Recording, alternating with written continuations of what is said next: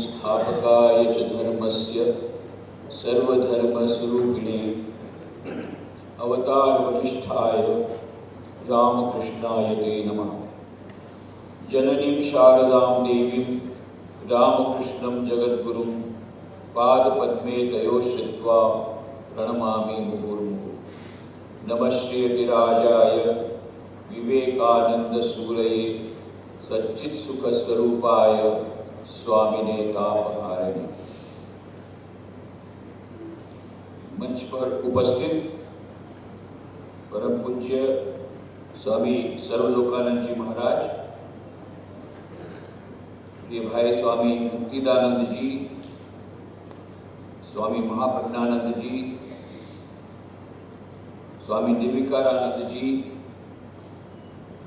यहाँ पर उपस्थित आदरणीय सन्यासी वृंद, भक्त वृंद, माताओं, बहनों एवं भाइयों,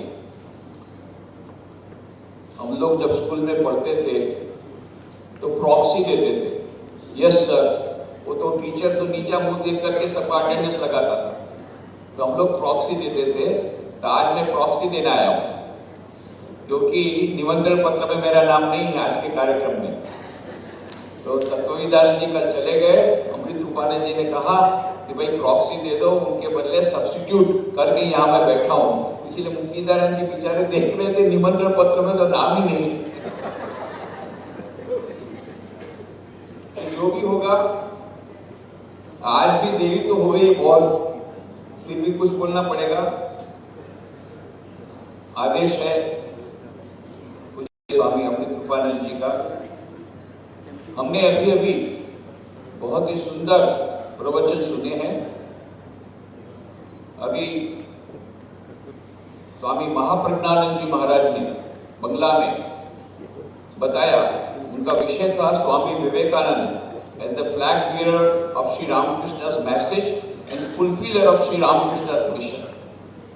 तो इतना वह व्यापक विषय उन्होंने बहुत ही संक्षेप में अच्छी तरह से कवर कर लिया कि किस प्रकार से श्री रामकृष्ण देव ने स्वामी विवेकानंद को तैयार किया, उनको प्रेरित किया, और स्वामी विवेकानंद ने किस प्रकार से उनका मिशन आगे बढ़ाया।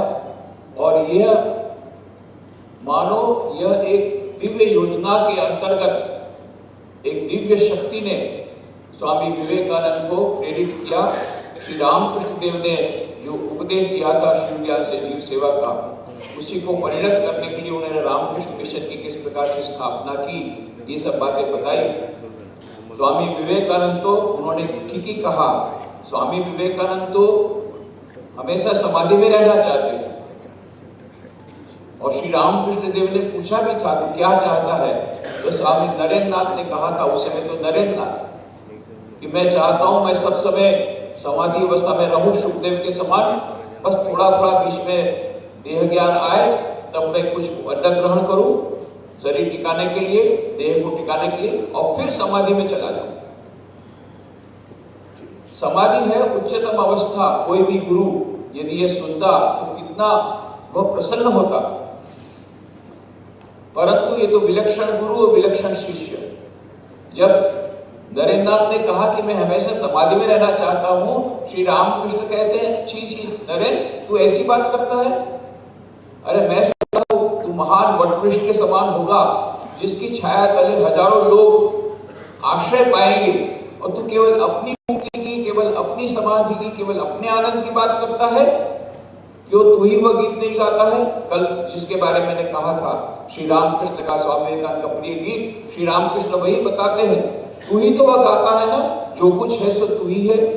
सारे विश्व में तो वही एक दिव्य चेतना विराजमान है। यहाँ पर इतने लोग दुखी हैं, उनकी सेवा करना पड़ेगा। और जैसा बताया महाराज ने कि श्री रामकृष्ण ने लिखा, दरे शिक्षे देवे, वरे बाहिरे ढाक देवे, सब उसने अपने हाथ से लिखा श्री रामकृष्ण ने। और नरेंद्रनाथ ने कहा नहीं, मैं शिक्षा उपदेश वगैरह नहीं दे पाऊंगा। श्री रामकृष्ण कहते तू क्या तेरी हड्डियां काम करे, करना पड़ा। स्वामी विवेकानंद को करना पड़ा और वह कार्य में लगाया। स्वामी श्री रामकृष्ण देव ने कहा समाधि जो अवस्था है, ताला लगा दिया, चाबी मेरे पास रहेगी। वो फिर ताला खुला 4 जुलाई 1902 को। तब तक जगदम्बा का कार्य श्री रामकृष्ण ने करा दिया। तो बहुत सुंदर रूप से इन्होंने, महाप्रज्ञानंद जी ने यह बताई बातें कि किस प्रकार से स्वामी विवेकानंद यंत्र स्वरूप बनकर के श्री रामकृष्ण का मिशन आगे बढ़ाते हैं। स्वामी विवेकानंद जी ने आध्यात्मिक जीवन की बहुत सुंदर बातें बताई, कहानियों के माध्यम से किस प्रकार से सरलता के द्वारा, सरलता से ईश्वर प्राप्ति हो सकती है। ईश्वर प्राप्ति का सरल उपाय है सरल बनो। वो कहानी के माध्यम से उन्होंने बहुत सुंदर रूप से समझाया। पूज्य स्वामी सर्वलोकानंद जी महाराज ने अपने अत्यंत प्रेरक प्रवचन के द्वारा बताया कि जीवन का उद्देश्य क्या है। उनका goal and the means in spiritual life. तो उन्होंने यही कहा था कि अनेक लोग ऐसे हैं जो मनुष्य जीवन का ध्येय जानते नहीं है। वो बहुत बताई पहले बात बंकिम चंद्र चट्टोपाध्याय की, श्री रामकृष्ण बहुत सुप्रसिद्ध उपन्यासकार। ये जब श्री रामकृष्ण के पास आए, श्री रामकृष्ण ने पूछा जीवन का उद्देश्य क्या है, तो उन्होंने यही कहा बस उद्देश्य क्या है, खाओ पियो मौज करो। तो श्री रामकृष्ण का तुम तो बड़ो छेछड़ा, तुम तो बहुत बड़े बेहुदे हो, रेचेड हो। ये सब बात बता करके उन्होंने कहा किस प्रकार से श्री रामकृष्ण ने बार बार यही बताया है कि जीवन का उद्देश्य ईश्वर प्राप्ति। और 1 जनवरी की घटना का उन्होंने जिक्र करके कहा किस प्रकार से श्री रामकृष्ण कल्पतरु के दिन, कई लोग ऐसा सुनते कल्पतरु मैंने जो चाहिए वो मिलेगा, पर श्री रामकृष्ण ने ये नहीं कहा कि तुम्हारी नौकरी लग जाएगी या तुम्हारे बच्ची का विवाह हो जाएगा, ये सब नहीं कहा था। एक ही बात कही थी, तुम्हारे चैतन्य हो, तो तुम लोगों को चैतन्य प्राप्ति हो। यह चैतन्य प्राप्ति होना, ईश्वर की प्राप्ति करना, यही जीवन का उद्देश्य है। बहुत सुंदर रूप से स्वामी सर्वलोकानंद जी महाराज ने हमको बताया। इसके पूर्व मुक्तिदानंद जी महाराज ने वह जो बहुत सुंदर रूप से समझाया कि हमारा जो जीवन का उद्देश्य जो बताया था, Swami Vivekananda doctrine of the divinity of the soul and its practice, यह उनका विषय था। उसके बारे में बहुत सुंदर उन्होंने बात बताई कि यह जो डिविनिटी का मैसेज है Swami Vivekananda, that is the central message of Swami Vivekananda. Swami Vivekananda के जितने संदेश हैं उनको यदि हम पढ़ते हैं तो उसमें हमको यही लगता है कि डिविनिटी, दिव्यता की बातें स्वामी विवेकानंद कहते हैं। और बहुत सुंदर शब्द मुक्तिदानंद ने व्यवहार किया, he was the champion of divinity. यह दिव्यता को दर्शाने के लिए स्वामी विवेकानंद का वह जो सुप्रसिद्ध कोटेशन है, वह कहा each soul is potentially divine, the goal of human life is to manifest this divinity within by controlling nature, external and internal. Do this either by work or worship or psychic control or philosophy, by one or more or all of these, and be free. This is the whole of religion. Doctrines, dogmas, rituals, temples, churches, mosques are but secondary details. प्रत्येक मनुष्य में दिव्यता सुसुप्त रूप से विराजमान है। मनुष्य जीवन का लक्ष्य है उस अंतर्निहित दिव्यता को अभिव्यक्त करना। बाह्य लोगों की बात स्वामी, तो कृष्ण मिशन का, उसमें स्वामी विवेकानंद का सारा संदेश, यह जो प्रतीक आप देख रहे हैं, Ramakrishna Mission Vivekananda Society Jamshedpur central celebration में दाहिनी ओर जो देख रहे हैं वह है प्रतीक।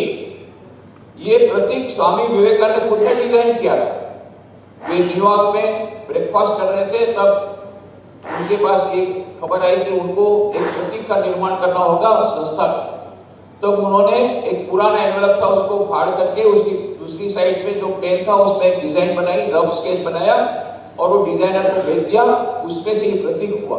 तो स्वामी विवेकानंद का कहना था प्रतीक ऐसा होना चाहिए कि जिससे का उद्देश्य, तो स्वयं उन्होंने जो प्रतीक बनाया, तो ये प्रतीक बहुत ही सुंदर, एक छोटे से प्रतीक के द्वारा उन्होंने वेदांत का सारा संदेश, उद्देश्य, सब कुछ इसमें निहित कर दिया। क्या क्या है इसमें? आप है और सूर्य है, जल की लहरें हैं, कमल का फूल है और हंस है। नीचे लिखा है तन्नो हंस प्रचोदयात्। ये सांप है, ये कुंडलिनी शक्ति का प्रतीक है, क्योंकि राजयोग में अष्टांग योग की बात है। यम, नियम, आसन, प्राणायाम, प्रत्याहार, धारणा, ध्यान, समाधि। यम है 5, सत्य, अस्तेय, ब्रह्मचर्य, अपरिग्रह, अहिंसा। और नियम भी 5 है, शौच, संतोष, तप, स्वाध्याय, ईश्वर प्रणिधान। तो ये यम नियम का प्राणायाम करते करते अष्टांग जो योग है अंतिम होती समाधि। तो जब कोई राजयोग का पालन करना शुरू करता है तो उसके मूलाधार में जो कुंडलिनी शक्ति है वो सुषुम्ना पद से आगे बढ़ती है। ईड़ा, पीड़ा, सुषुम्ना, ईड़ा, पीड़ा, सुषुम्ना 3 प्रकार की नाड़ियां हैं। तो सुषुम्ना है वो बीच की नाड़ी है। तो मूलाधार से सुषुम्ना के पद से होते यह कुंडलिनी शक्ति सर्पाकार होकर के जब सहस्त्रार में आती है तब समाधि की अवस्था आती है। तो यह जो कुंडलिनी शक्ति, ये जो सांप है वो कुंडलिनी शक्ति का प्रतीक है, मतलब राजयोग का प्रतीक है। कमल का फूल है, प्रेम का प्रतीक है, प्रेम योग या भक्ति योग का प्रतीक है। सूर्य ज्ञान का प्रतीक है, ज्ञान योग का प्रतीक है। जल की लहरें, कर्म की लहरें, कर्म योग का प्रतीक है। और भीतर है हंस, नीचे लिखा है तन्नो हंस प्रचोदयात्। इस प्रकार से हंस परमहंस परमात्मा का दर्शन होता है। इस प्रकार से परमात्मा का दर्शन होता है जब चारों योगों का समन्वय हम अपने जीवन में करते हैं, तब हमें ये परमात्मा का दर्शन होता है। इतना सुंदर एक छोटे से प्रतीक के द्वारा स्वामी विवेकानंद ने हमारे मानव जीवन के उद्देश्य को बता दिया, रामकृष्ण मिशन के उद्देश्य को बता दिया, सारे वेदांत का सार बता दिया। जो रामकृष्ण मठ मिशन में हम लोग जो सन्यासी लोग हैं वो किस प्रकार से हम चारों योग का समन्वय करते हैं। वैसे तो स्वामी विवेकानंद ने कहा है 1, 2, 3 अथवा चारों योगों का मिला करके आप करिए, पर श्रेष्ठ तो यही है कि चारों योगों का समन्वय किया जाए, क्योंकि हमारे पास सभी प्रकार की फैकल्टी है, उन फैकल्टी का उपयोग किया जाए। और केवल एक ही योग का मात्र करने से ये हो सकता है कि कुछ दूसरे हमारे जो फैकल्टी है उसका पूरा उपयोग ना हो, उससे कुछ नुकसान भी हो सकता है। कैसे? मान लो हमारे पास कभी कभी फोन आता है कि हमारे भतीजे का, हमारे लड़के का कुंडली ऊपर चढ़ गई है और नीचे नहीं उतर रही। अरे भैया, किसने कहा था जबरदस्ती ऊपर चढ़ाने के लिए? अभी कोई मेंटल हॉस्पिटल में उसको कोई जगह नहीं मिल रही, क्योंकि कोई उसका डॉक्टर उसका है नहीं। क्यों ऐसा हो गया? क्यों? उसने राजयोग पढ़ लिया, अपना किसी को बिना पूछे। स्वामी विवेकानंद ने राजयोग के प्रारंभ में लिख दिया है कि व्यक्तिगत मार्गदर्शन के बिना इसका आप पालन मत करना। ये तो बहुत अच्छा, परंतु व्यक्तिगत मार्गदर्शन के बिना किया और वो 5-10 मिनट नहीं, घंटों शुरू कर दिया अपने आप, फिर चलो अब मेंटल हॉस्पिटल। पर यदि वो राजयोग में सेवा योग मिला दो, सुबह शाम ध्यान करो, थोड़ी सेवा करो, तो ये जो राजयोग का जो खतरा है टल जाएगा। पर सेवा योग करने जाते हैं तो क्या होता है? कर्म योग करते हैं, बहुत अच्छा रिजल्ट मिलता है तो हमको अहंकार आता है, देखो मैंने कितना काम किया, ओ मैंने ये किया, मैंने वो किया, अहंकार आ जाता है। तो अहंकार को दूर करने के लिए क्या करो? उसमें भक्ति योग मिला दो। मैंने नहीं किया भाई, प्रभु की कृपा से हुआ है, मैं तो यंत्र स्वरूप हूँ। तो भक्ति योग मिलाने से वो जो कर्म योग का जो हानि हो सकती थी वो टल जाती है। पर केवल भक्ति योग करने से क्या होता है? वो क्या होता है कि हम भावनाओं में बह जाते हैं। तो उसमें ज्ञान योग को मिला दो तो रैशनैलिटी आएगी। इसलिए श्री रामकृष्ण ने कहा था भक्त होबी तो होबी, बोका होबी कहनो। अरे भक्त बनो, मूर्ख मत बनो। तो थोड़ा सा ज्ञान योग मिला देने से मूर्खता नहीं आएगी, सेंटिमेंटल नॉनसेंस चला जाएगा। और केवल ज्ञान योग करेंगे तो शुष्क हो जाएगा, तो उसमें भक्ति योग मिला दो। इस प्रकार से चारों योगों का समन्वय एक साथ करने से क्या होगा? चारों योगों का लाभ हमको मिलेगा और चारों योगों में जो कुछ उसमें भय स्थान है वो चले जाएंगे। इतना सुंदर 4 योगों का समन्वयात्मक दर्शन, और हमारा व्यक्तित्व भी जो होगा, it will be an integrated personality. A harmonious development of 4 yogas will lead to the harmonious development of the whole personality। ये बहुत सुंदर स्वामी विवेकानंद ने हमारे पास उपाय बताया है। तो रामकृष्ण मिशन के सन्यासी किस प्रकार से करते हैं? सुबह हमारा मंगल आरती होता है तो भक्ति योग हो गया, सब लोग ध्यान करते हैं, राजयोग हो गया, गीता का पाठ होता है, ज्ञान योग हो गया। शाम को फिर से संध्या आरती होती है, खंडन भवबंधन, स्वामी विवेकानंद खुद ने जिसकी रचना की थी, तो भक्ति योग हो गया, सब लोग ध्यान करते हैं, राजयोग हो गया। फिर वचनामृत का पाठ वगैरह होता है, ज्ञान योगों के सारा दिन कर्म योग। रामकृष्ण मिशन में कोई भी सन्यासी बनता है तो उसको कुछ न कुछ सेवा का कार्य करना पड़ेगा, क्योंकि इस युग के लिए स्वामी विवेकानंद ने कहा कि यह मंत्र है, शिव ज्ञान से जीव सेवा, यह मंत्र है, उसके द्वारा डबल फायदा होता है। डबल फायदा, सब लोग पूछते हैं भाई फायदा क्या होगा, स्वामी विवेकानंद कहते हैं डबल फायदा। डबल फायदा कैसे?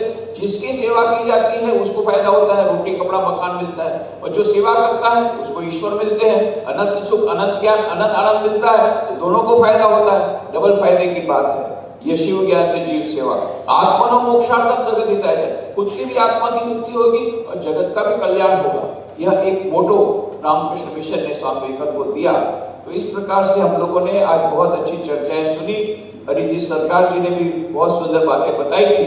उसमें से एक वाक्य जो कहा था बहुत महत्वपूर्ण, कि स्वामी विवेकानंद ने जो कुछ कहा, complete works of Swami Vivekananda में है, 9 भाग में, 9 खंड में। अब उसमें से उसका सारांश कैसे मिले हमको, तो हमारे लिए बहुत सरल कर दिया। स्वामी विवेकानंद ने खुद ने अपने पत्र में लिखा, माई ideal Indeed can be put into a few brief words. मेरा सारा संदेश केवल कुछ ही शब्दों में मैं बोल देता हूं। खुद ही बोलते Swami ji, my ideal indeed can be put into a few brief words, and that is to preach unto mankind their divinity within and how to make it manifest in every moment of their life. जीव सबको बताना कि दिव्यता हमारे जीवन का लक्ष्य है, और प्रत्येक क्षण में इस प्रकार से दिव्यता को प्रकट कर सकते हैं। केवल हिमालय में जाकर के नहीं, जंगल में जाकर के नहीं, संसार में रहते रहते हम कैसे ईश्वर की प्राप्ति कर सकते हैं, डिविनिटी मैनिफेस्ट कर सकते हैं, दिव्यता की अभिव्यक्ति कर सकते हैं, ये बताने के लिए स्वामी विवेकानंद कहते हैं, ये बताने का मेरा इसी के लिए उद्देश्य से मैं आया हूँ, ये मेरा सारा संदेश का पूरा सारांश है। इसीलिए सिस्टर निवेदिता ने जब complete works of Swami Vivekananda की जब इंट्रोडक्शन लिखा, बहुत सुंदर बात बताई। This is the realization which makes Vivekananda the great preacher of karma, not as diverse from, but as expressing jnana and bhakti. To him the workshop, the laboratory, the field are as true and fit since what meeting God with man as the sale of a monk or the door of a temple. कहते हैं कि यह कर्म, स्वामी विवेकानंद ने जो कहा था कि सारा विश्व एक ही है, और इसलिए not only all modes of worship but all modes of work also becomes worship. To labor is to pray, to work is to worship, to renounce is to conquer. No difference henceforth between sacred and secular. अभी तक 2 प्रकार के department थे, भाई ये लौकिक है और ये पारमार्थिक है। स्वामी विवेकानंद ने दोनों का भेद मिटा दिया। तो लौकिक क्रिया करते करते भी हम परमार्थ का साधन कर सकते हैं। एक बहुत बड़ा ब्रिज बना दिया, सेकुलर एंड सेक्रेट के बीच का जो भेद बता दिया, केवल by change of attitude of mind. ये प्रत्येक जगह वही ब्रह्म विराजमान है, उसको याद रखते हुए स्वामी विवेकानंद के बारे में सिस्टर निवेदिता कहती है कि सबसे बड़ा उनका कंट्रीब्यूशन यही है कि सभी प्रकार का वर्क की वर्शिप हो सकता है, वह कार्य की पूजा बन सकता है, बशर्ते कि उसको इस प्रकार से देखा जाए। और प्रत्येक जगह पर हम लोग, वो चाहे लेबोरेटरी में हो, फील्ड में हो, इंडस्ट्री हो, बिजनेस हो, सभी जगह उस दिव्यता को प्रकटीकरण का एक स्थान बन सकता है, स्थान, वो दिव्य स्थान बन सकता है यदि हम अपने जीवन के दृष्टिकोण को बदल दें। तो यह बात जो है वो अरिजीत सरकार ने संक्षेप में कही थी, मैंने उसको अच्छी तरह से थोड़ा सा किया। तो जो गोल ऑफ लाइफ के बारे में छोटी सी बात जो मैं ऐड करना चाहूँगा वह है कि स्वामी विवेक, श्री रामकृष्ण वचनामृत में हम पढ़ते हैं प्रत्येक पेज पर कि मनुष्य जीवन का लक्ष्य है ईश्वर प्राप्ति, और स्वामी विवेकानंद का बार बार हम यही कहते हैं the each soul is potentially divine and the goal is to manifest the divinity within. पर मॉडर्न साइंस क्या कहता है? डॉक्टर अल्बर्ट आइंस्टाइन, इन्होंने पुस्तक लिखी the world as I see it, उसमें कहते हैं the true value of a human being is determined primarily by the measure and the sense in which he has attained to liberation from the self. कहते हैं कि कितनी मात्रा में किसी मनुष्य में मुक्ति प्राप्त की उतनी मात्रा में वो मनुष्य है। The true value of a human being is determined primarily by the measure and the sense in which he has attained to liberation from the self. आत्मा का उन्होंने साक्षात्कार कितना किया, आत्मा से मुक्ति प्राप्त की कितनी, उसके अनुसार उसकी गणना होगी। और ये सर्वलोकानंद जी ने बताया था मनुष्य पशु में अंतर, उसकी बात को उठाया टेलर ने शायरन कि मनुष्य पशु में अंतर क्या है। तो किसी ने कहा कि उसमें बुद्धि ज्यादा, बोले ऐसी बात नहीं है, पशुओं में ज्यादा बुद्धि है। तो फिर अंतर कहाँ है? उन्होंने बहुत सुंदर बात कही, अंतर यही है, while a man knows what he knows, an animal does not know what he knows. एक मनुष्य जानता है जो वो जानता है, क्या जानता है, पर पशु नहीं जानता कि मैं क्या जानता हूँ। यही बात है, विवेक बुद्धि, पावर ऑफ एक्सप्रेशन, यही मनुष्य और पशु में जो अंतर है, इसी की बात वहां पर कही गई। आहार निद्रा भय बंधनंच सामान्य वेतन पशु भी नराणाम धर्मो ही तेषाम अधिको विशेष धर्मेण हिना पशु भी समान। आहार निद्रा भय मैथुन ये सब तो चारों चीजें पशु मनुष्य में एक ही है, पर यह जो धर्म, ये विवेक बुद्धि, यही मनुष्य पशु में अंतर है। इस विवेक बुद्धि को, जिसमें विवेक बुद्धि ज्यादा है उतना उतना वह मनुष्य महान है, और जिस मनुष्य में सबसे ज्यादा विवेक बुद्धि है उसका नाम विवेकानंद है, इसलिए हम उसकी पूजा करते हैं। विवेकानंद संपूर्ण विवेक बुद्धि से, विवेक बुद्धि जितनी जिस मनुष्य में आएगी, पावर ऑफ डिस्क्रिमिनेशन, उतना वो मनुष्य आगे बढ़ेगा, उतनी प्रमाण में उसको यह जीवन का लक्ष्य प्राप्त होगा।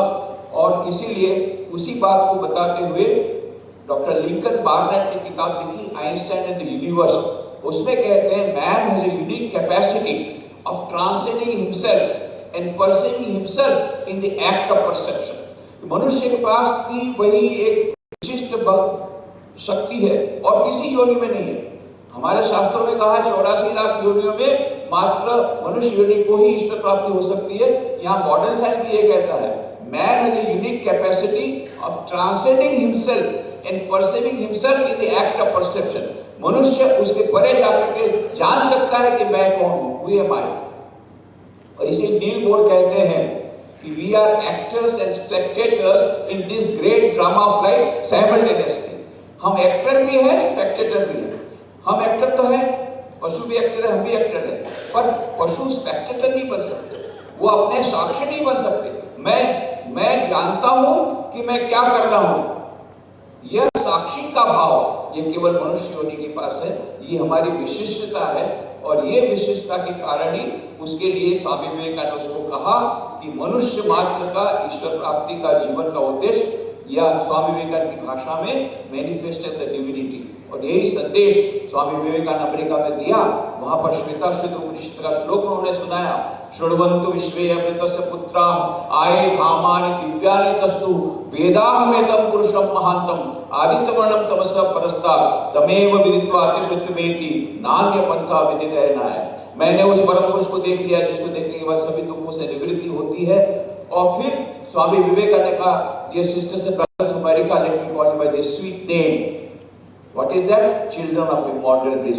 हे अमेरिका वासी भाइयों बहनों, मुझे भी इस नाम से संबोधन करना दो। क्या? अमृतस्य पुत्रा, ये the children of immortal bliss, holy and perfect beings, ये divinities are the sinners. It is a sin to call a man so. It is a study level on human nature. Come up, alliance, and shake off the delusion that you are sheep. Your soul is immortal, spirit is free, blessed and eternal. Ye are not matter, ye are not bodies. Matter is a servant, not ye the servant of matter. ओ शेरो, इस मिथ्या भ्रम को झटक करके फेंक दो कि तुम भेड़ हो। तुम भेड़ नहीं हो, तुम शेर हो, तुम अजर अमर आत्मा हो। तुम्हारे प्रत्येक में दिव्यता है, विराजमान है, अनंत शक्ति विराजमान है। कभी ये मत कहो वेदांत कभी पाप की बात स्वीकार नहीं करता, भूल की बात स्वीकार करता है। सबसे बड़ी भूल तो तुम कब करते हो? जब कहते हो मैं दुर्बल हूं, मैं निर्बल हूं, पापी हूं। नहीं, तो तुम क्या हो? तुम तो शाश्वत सुख के भागीदार हो, अमृत की संतान हो, तुम शेर हो, भेड़ नहीं हो। बस सुंदर कहानी बताते थे स्वामी विवेकानंद अमेरिका में। एक भेड़ों का झुंड जा रहा था जंगल में, और एक शेरनी आई। शेरनी ने भेड़ों के झुंड को पार करने के लिए छलांग लगाई।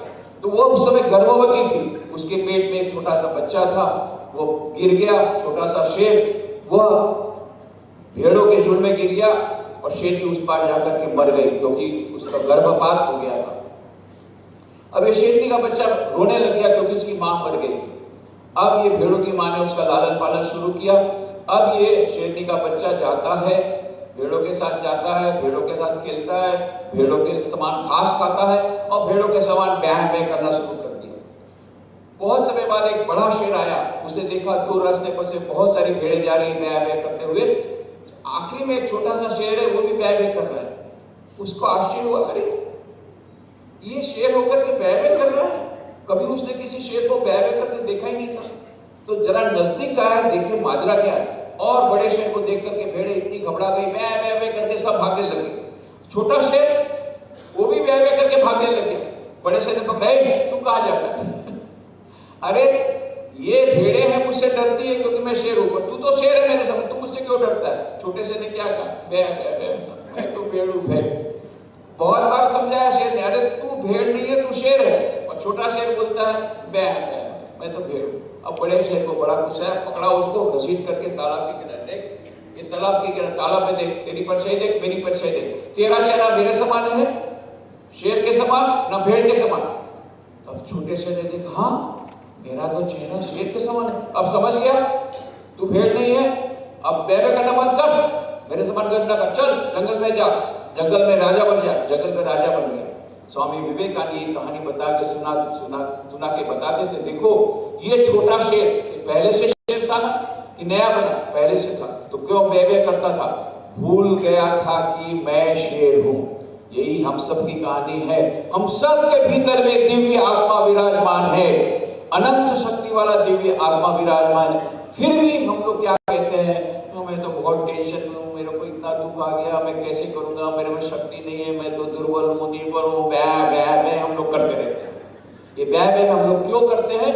भूल गए हैं कि हमारे भीतर में दिव्य आत्मा की अनंत शक्ति है। स्वामी विवेकानंद गर्जना करके कहते, ओ शेरो, इस मिथ्या को उनको झटक करके फेंक दो कि तुम शेर, तुम भेड़ हो, तुम भेड़ नहीं हो, तुम शेर हो। अजर अमर आत्मा, तुम्हारे भीतर में आत्मा की अनंत शक्ति है। इस दिव्यता का संदेश ही स्वामी विवेकानंद ने दिया। आज हमको भी भारत में, जो अमेरिका के समय उन्होंने अमृत का, वेदांत का अमृत पिलाया, आज हमको भी इसकी आवश्यकता है क्योंकि सभी लोग दुखी हैं, सभी लोग टेंशन में हैं। अब इस समय हमको इस वेदांत के अमृत की बड़ी आवश्यकता है। स्वामी विवेकानंद सभी जगह जाते थे, यू आर डिवाइन यही कहते थे। एक बार अमेरिका में एक महिला ने उठ करके कहा, Swami you are trying to hypnotise, always telling you are divine you are divine you are divine. Swami ji तुरंत बोले, madam I am not trying to hypnotise you, I am trying to dehypnotise you, because already you are hypnotized, telling I am a sinner, I am a sinner, I am a sinner. Madam मैं आपको hypnotise नहीं कर रहा हूँ, डीहिप्नोटाइज कर रहा हूँ। तो पहले से तुम हिप्नोटाइज हो, मैं पापी हूँ, मैं पापी हूँ कहते तुम एकदम हिप्नोटाइज हो गए हो। Why I am telling I am dehypnotizing? Because you are divine, that is the first truth. You are divine, that is the second truth. And you are divine, that is the last truth. There is no truth greater than this. तुम दिव्य हो, दिव्य हो, दिव्य हो। यही दिव्यता का संदेश फैलाने के लिए स्वामी विवेकानंद आए थे। उस संदेश को घर घर में ले जाने के लिए रामकृष्ण मिशन की उन्होंने स्थापना की। आज जमशेदपुर रामकृष्ण मिशन विवेकानंद सोसाइटी जमशेदपुर ने 100 वर्ष पूरे कर लिए शिव ज्ञान से जीव सेवा के। इतनी सारे स्कूलें, इतना सुंदर कार्यक्रम, उसका एनुअल रिपोर्ट आप जरूर पढ़िए। मैं तो थोड़ा ऊपर से देखा, मुझे आदिनाथानंद जी महाराज के भी संस्मरण बहुत अच्छे बनाए हैं, वो भी किताब बहुत अच्छी है। मैं बहुत बहुत धन्यवाद देना चाहूंगा और अभिनंदन देना चाहूंगा स्वामी अमृत कृपानंद जी महाराज को। इतना सुंदर सेंचुरी सेलिब्रेशन, ये तो लास्ट सेशन है, इसलिए बहुत बहुत उनको धन्यवाद देते हैं, बहुत बहुत अभिनंदन देते हैं कि बहुत सुंदर उन्होंने ये 3 दिन का केवल ऑर्डिनरी सत्ता सेंचुरी सेलिब्रेशन नहीं था, शताब्दी समारोह नहीं था, उसमें खाना पीना तो सब हुआ ही, पर इतना बड़ा ज्ञान यज्ञ भी हुआ, बहुत सारी चीजें हुई, इतना सुंदर प्रोसेशन हुआ, इतनी सारे स्कूलों के 2500 विद्यार्थियों ने इस प्रकार से भाग लिया।